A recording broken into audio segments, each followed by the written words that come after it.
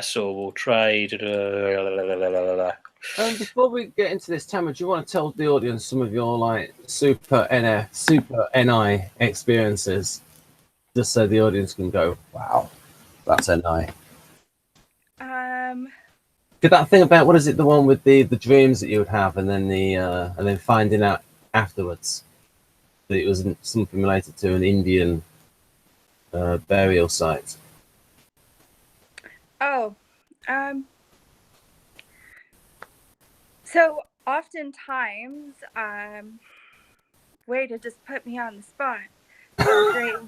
Great, thanks, Ben. Right away, my mind's like, wow, just go ahead, splurge things out, sound like a crazy person right at the beginning. Don't give me any kind of like credible entry point into it. Yeah, but to me, but for us, this is a credible entry point because this is the way you get INFJ points. Where it's like, whoa, I wish I was that INFJ. That's what they might be thinking.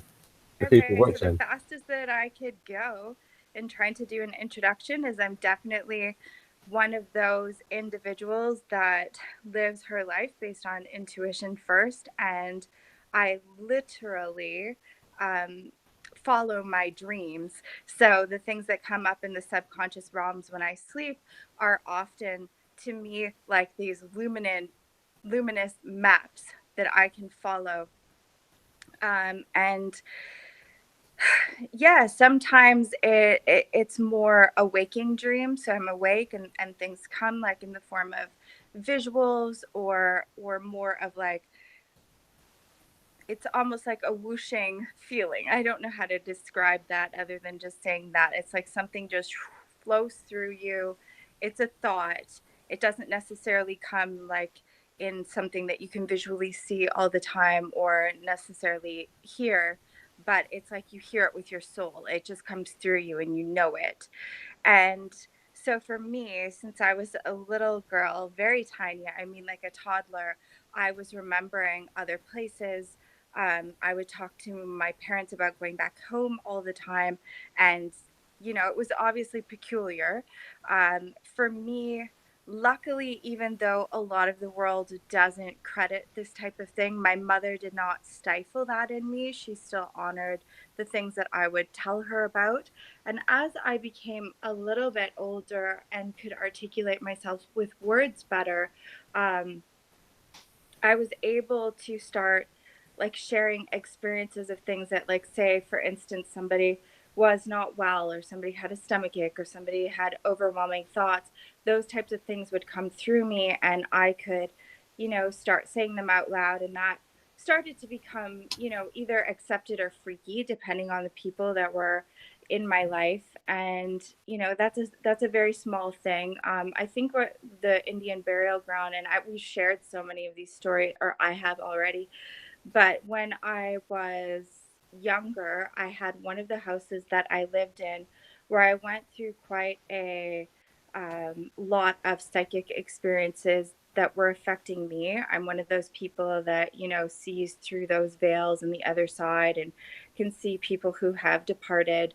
Not always. Most of the time, it's a sense of a feeling, but sometimes it comes more very tangible, physically speaking. And in that house that I lived at, I was tormented for years, tormented in the sense that I was seeing this whole other reality that nobody else could see. And these souls were speaking to me and sharing things with me and basically haunting my space. And I don't know why I didn't talk to anybody about it, because I think I knew that that sounded crazy. So I was afraid to talk to people. And I might need to interject in 1 second. One of my kids is coming up. But what would happen later on? Sorry, 1 second.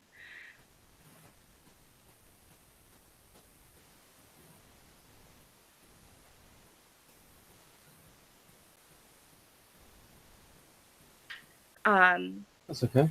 So my mother ended up doing research later on and finding out that our house and that whole subdivision that I lived in was built over an old native Indian burial ground.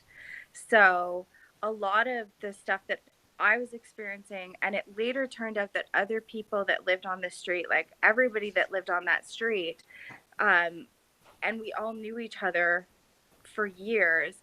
And even though we all moved out and moved on with our life and grew up, it turned out that everybody was experiencing things on that street later on. So there's been a lot of confirmation for the different things that I experience over time. I don't necessarily get that validation right away, but at some point in time, something comes through where it is, validated, and the people around me are like, okay, it's credible. I mean, it's true.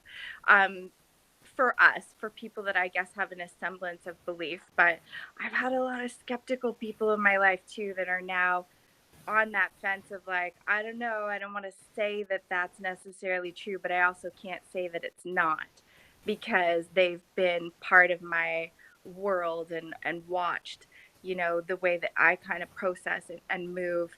And as I've gotten older and had my intuition denied so many times by so many people, just shutting me down, and had lost myself for so long, now the past couple of years has been this kind of very uncomfortable climb into the world, saying, even in the face of like my nervous system being on fire and being judged, and feeling like scared to say this, I'm just going to say it anyways. And so every single day I practice validating the thoughts that I feel, or the sensations that come through, or things that are happening around me, because I'm trying to learn that, those of us that do walk with intuition first are valid. It is a real thing. I don't need to second guess myself every single day for the rest of my life. And I'm going to try and own this and help others that have also felt so conditioned to cloak themselves in the world, to take that off and take a chance, just be ourselves, and help others to kind of navigate that same very strange way of walking in the world. Yeah. So I don't know if that was Yeah, that's more than what I was hoping for, Tamara. So what follow-up questions, Jonathan? Don't have any. Did you go into a slight trance there, Jonathan, from Tamara's, like, because you're connecting with it so much? Yes. Oh, sure. Interesting. Sure.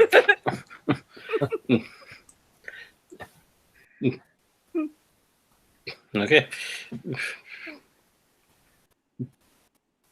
So, are you going to show a particular thing on screen? You know those things where it's from a particular book and it's got those questions, or do you just read them out anyway? I can't remember. I used to show them, but now I read them. Okay, very good. It's just that I was getting ready to do it, and then you asked Tamara that question. Now I'm kind of like... Oh, I'm just going to tease for the audience. When Monica joins us, I'm going to ask her which nationality Jonathan sounds like. And the answer will be rather surprising to you, Jonathan. Tamara knows, so we'll keep that under our hearts. Okay. I see. I'm gobsmacked. All right. Monica lives in Czech Republic. So. Okay. Right, so as I was saying, with tri-type, obviously